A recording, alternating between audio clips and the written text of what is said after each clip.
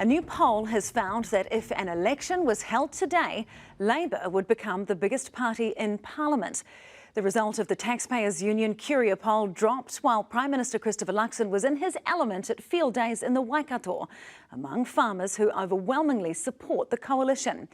And the government wants the focus to instead be on a new primary sector report, showing export revenue is on track to surpass $60 billion for the first time. Political correspondent Zane Small is at Fieldays. Grey skies, but great vibes at Fieldays, the Southern Hemisphere's largest agricultural event. I think it's cool. We got a bunch of free stuff. Have any ambition to be a farmer or work in agriculture? Yeah, my brother's hired out like farmers. I want to work on a farm one day. Vibe's good. Farmers certainly got a few more dollars in their pocket from increased returns. And walking around here, you'd be forgiven for thinking that the economic downturn was over because the primary sector is booming right now. A new government report shows that export revenue is set to surpass $60 billion for the first time. So how much credit can the government take for that? A tremendous credit. I mean, we've created the conditions for growth. The government points to policies such as Investment Boost that offers businesses a 20% tax deduction on new assets.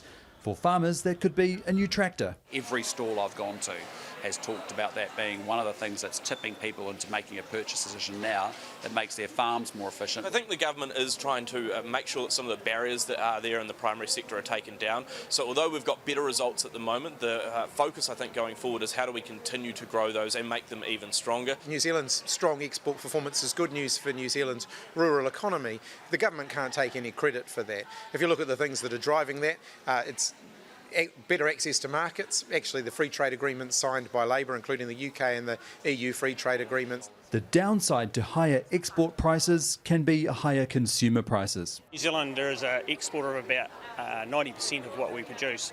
So essentially the New Zealand consumer has to be paying export prices. But it's positive for farmers, and Fieldays is clearly National's turf.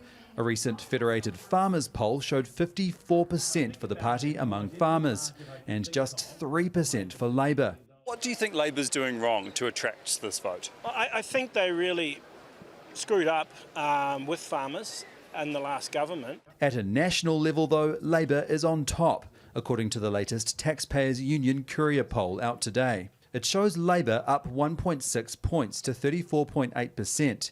and National is down 1.1 to 33.5%.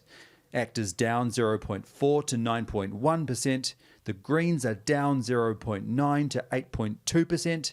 New Zealand First drops 1.3 to 6.1%, while Te Pāti Māori is down 0.6 to 3.3%. Well, Labour team's been working hard around the country to make sure we're getting out and about amongst the community, so we're encouraged by the feedback that we're getting. It's reflected in an increase in our poll ratings. A bit of a dampener for National on a day it was celebrating the primary sector, pushing the economy to greener pastures.